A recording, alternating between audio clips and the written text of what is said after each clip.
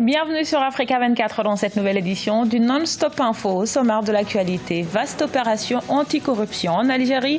Engagée après la chute d'Abdelaziz Bouteflika, l'enquête a permis l'arrestation de plusieurs hommes d'affaires réputés proches de l'ex-chef d'État algérien. Boubou Cissé, nouveau Premier ministre du Mali, le chef du gouvernement qui tenait jusque-là le portefeuille de l'économie et des finances, devra en premier lieu notamment apaiser la situation sécuritaire au centre du Mali. Et puis la Tunisie, premier pays arabe en matière de liberté de la presse. Sur les 180 États classés par Reporters sans frontières, le pays se positionne à la 72e place alors qu'il était en 97e en 2018, gagnant ainsi 25 places. Mais tout d'abord, en Égypte, le président Abdel Fattah al-Sisi pourrait rester au pouvoir jusqu'en 2030. La révision constitutionnelle renforçant les pouvoirs présidentiels a été largement approuvée par référendum. La nouvelle constitution a été acceptée par 88,83% des votants. Elle permet de faire passer le deuxième mandat du chef de l'État de 4 à 6 ans, portant son terme à 2024. Au-delà de la prolongation de sa présidence, la révision constitutionnelle permet d'accroître son contrôle sur le système judiciaire. Elle octroie également un pouvoir politique à l'armée. L'opposition et les ONG de défense des droits de l'homme ont dénoncé un renforcement de l'autoritarisme du régime. Depuis la chute d'Abdelaziz Bouteflika en Algérie, plusieurs grands hommes d'affaires sont dans le collimateur de la justice. Dans le cadre d'une enquête anticorruption, des proches de l'ex-président ont été interpellés ou limogés. Parmi eux, Ali Haddad, chef du patronat, ou encore l'homme d'affaires Issa Drebrab, placé ce mardi sous mandat de dépôt Solène Duplessis. L'enquête anticorruption engagée depuis la chute d'Abdelaziz Bouteflika vise les hommes d'affaires proches du clan présidentiel. 5 milliardaires algériens ont été arrêtés dimanche 21 avril. L'enquête ouverte à leur encontre devrait permettre de situer leurs responsabilités dans des affaires de trafic d'influence dans l'attribution de marchés publics pendant la présidence d'Abdelaziz Bouteflika. La justice, globalement, à la demande de l'armée notamment, voudrait poursuivre tous ceux qui ont détourné l'argent, puisque dans les marches populaires en Algérie, on a vu que les Algériens réclament, la justice réclame des comptes à ceux qui ont volé, selon eux, l'argent des Algériens. Il y a même un slogan très célèbre qui dit que vous avez détruit le pays, bande de voleurs. C'est un slogan qui revient chaque vendredi depuis le 22 février. Et donc la justice et l'armée, ou l'armée à travers la justice, voudrait répondre positivement à ces demandes et à ces demandes de justice. Parmi les personnes arrêtées figurent les 4 frères Koulinef, mais aussi Issa Drebrab, considéré comme l'homme le plus riche d'Algérie.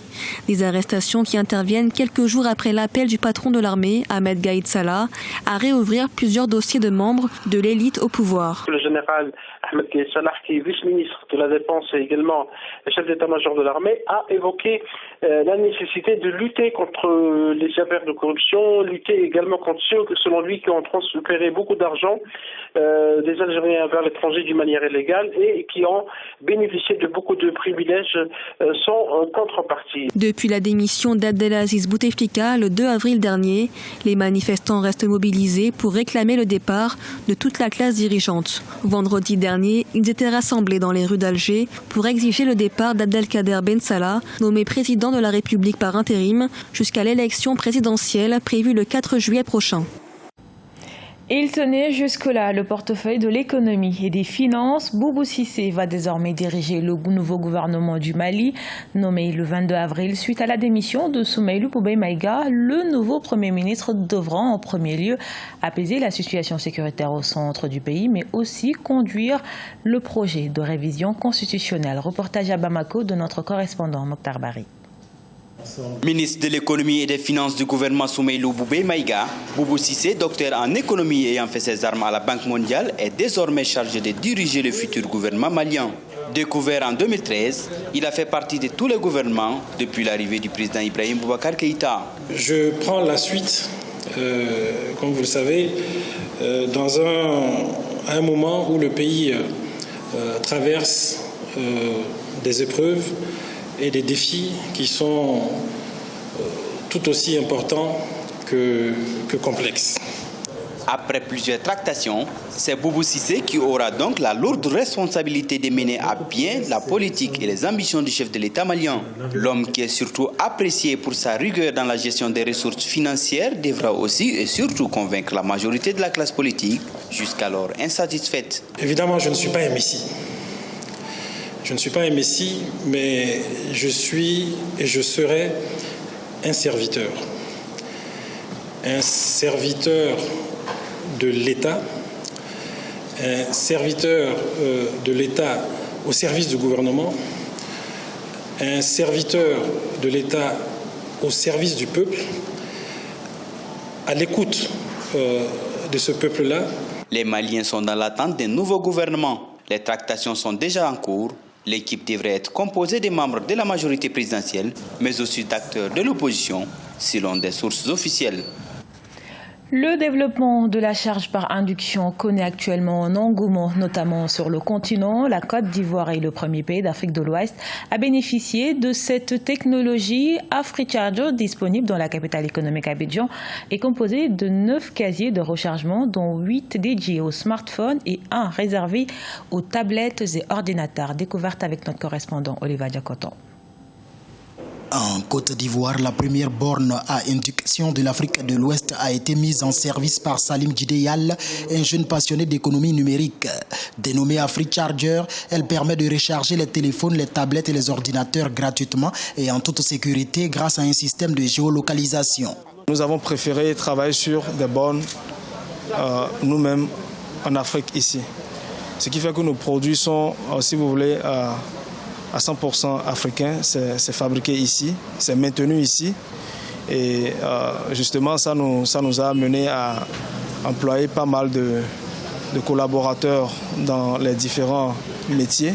Actuellement disponible dans les restaurants, les hôtels, les fast-foods et tout autre espace grand public de la capitale économique Abidjan, cette innovation rend service à plusieurs consommateurs.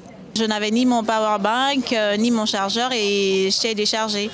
Du coup, je crois que le serveur m'a proposé en fait l'utilisation de la box et ça m'a permis de passer plus de temps avec mes amis. Une centaine de bornes AfriCharger devraient être déployées prochainement à travers le territoire ivoirien afin de desservir les populations en zone rurale. Cette innovation compte également conquérir l'Afrique de l'Ouest à l'horizon 2020.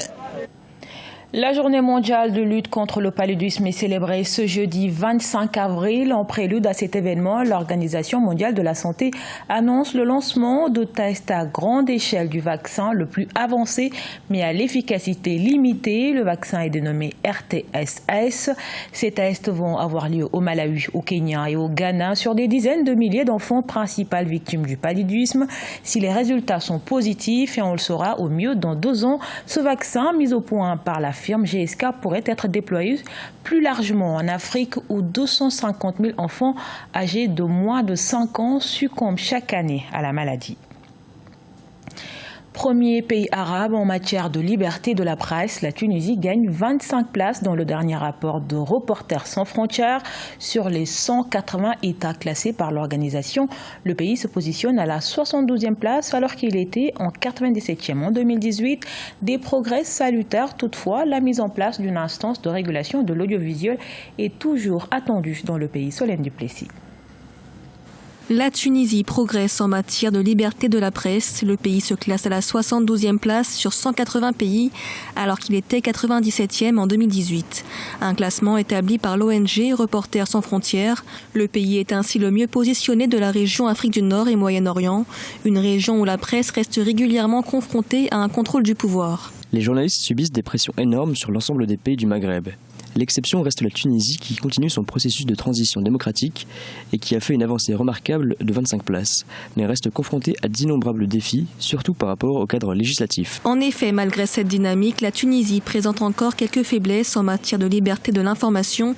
La mise en place d'une instance de régulation de l'audiovisuel est toujours attendue dans le pays, une instance conforme aux standards internationaux qui doit renforcer le cadre juridique de la profession. Évidemment, la Tunisie a connu une avancée considérable en termes de liberté de presse. C'est-à-dire qu'évidemment, par rapport à l'époque de Ben Ali, c'est une véritable avancée.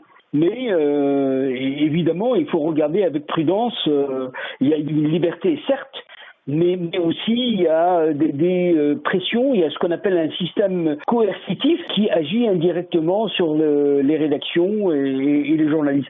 La Tunisie, qui poursuit sa transition démocratique après les soulèvements du printemps arabe, se positionne ainsi loin devant les autres pays de la région, Afrique du Nord. À titre de comparaison, sur 180 pays, le Maroc stagne à la 135e place, l'Algérie se classe à la 141e position, la Libye à la 162e et l'Égypte à la 163e place.